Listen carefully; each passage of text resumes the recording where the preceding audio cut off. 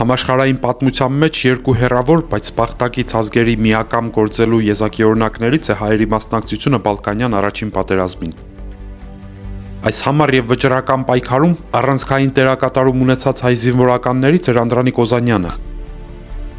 Հետապնդումների պատճառով Անդրանիկը ստիպված լքել էր հայրենիքը, ճանապարհանքելով նախ դեպի Պարսկաստան, ապա Բաքու, Թիֆլիս, Վիեննա եւ Ժնև։ 1906 թվականին նա վերջապես հաստատվեց Բուլղարիայում։ Բնակություն հաստատելով Սոֆիայում, ապա Վառնայում նա շուտով ներգրավվեց Բալկանյան ժողովուրդների ազատագրական պայքարում։ Անդրանիկը Բուլղարիայի համար անհայտ անուն չէր։ Նա ծանոթ էր ինչպես հայ, այնպես էլ բուլղարական ազատագրական շարժման գործիչների հետ։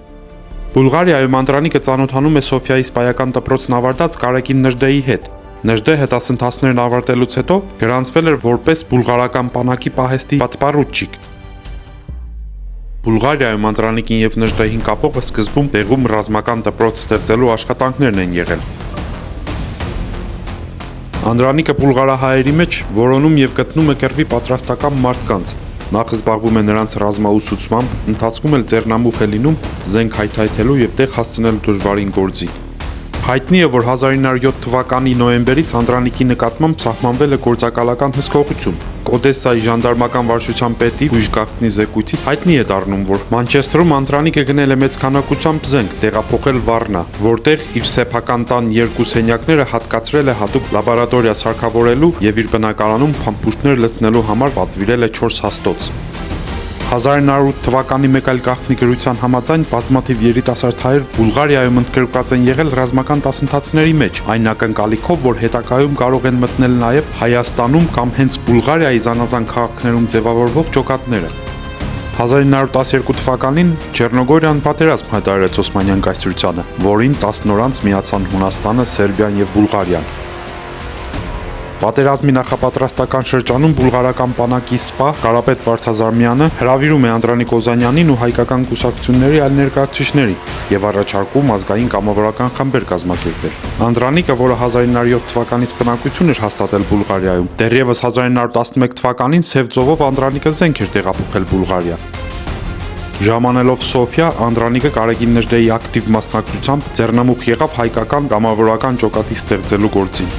Կամավորների 17000-ի հասնող Մակեդոնա Օդրինյան երկրապահ զորքի ընդհանուր հրամանատար գեներալ-մայոր Նիկոլայ Գենիևի հրամանով հայկական կամավորական վաշտը պաշտոնապես միացվեց 12-րդ Լոզենգրադյան դրուժինային որպես նրա երկրորդ վաշտ։ 1912 թվականի հոկտեմբերի 3-ին կամավորական զորքի շտաբի պետ մայոր Պյոտր Դարվինկովի կարգադրությամբ հայկական վաշտի հրամանատար է նշանակվում 1906 թվականին Սոֆիայի սպայական դպրոցն ավարտած բուլղարական բանակի պատպարուչիկ Կարեգին Նժդեհը։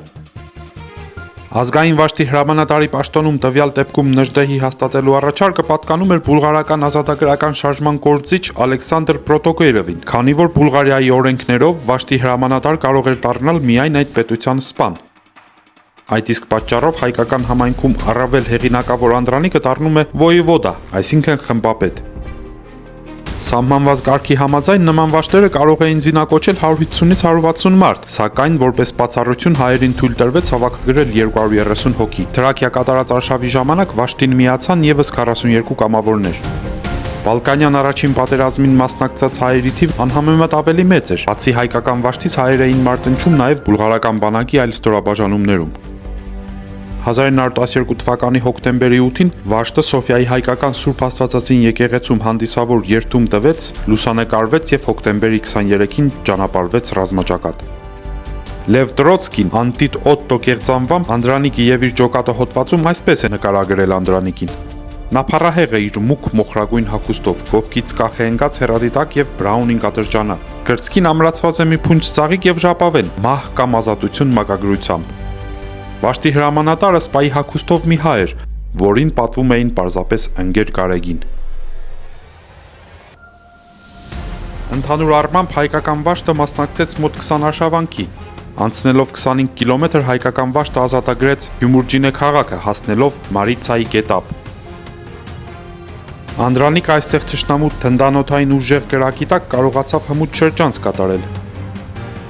որից հետո խուճապի մատնված թուրքական զորամասերը սկսեցին հանձնվել։ Գերի հանձնվեց նաև թուրքական կորպուսի հրամանատար Մեհմեդ Նավեր Փաշան։ Մագազ թեփեում, որտեղ հայերը ամենից շատ զոհեր տվեցին, հնչում էին բուլղարների հիացական բացականչությունները։ Բրավո արմենցի, բրավո։ Պատերազմը ավարտվեց Օսմանյան կայսրության պարտությամբ։ 1913 թվականի Լոնդոնի հաշտության պայմանագրով Օսմանյան կայսրությունը կորցրեց եվրոպական իր բոլոր տիրույթները, բացառությամբ Պոլսի եւ Արևելյան Թրակիայի մի փոքրիկ մասի։ 1913 թվականի մայիսի 28-ին հայկական վաշտը հանձնեց գույքը եւ պաշտոնապես կազմալուծվեց։ Գերազանց ծառայության համար Անդրանիկն ստացավ պատպառուչիկի, Նժդեհը պառուչիկի աստիճան։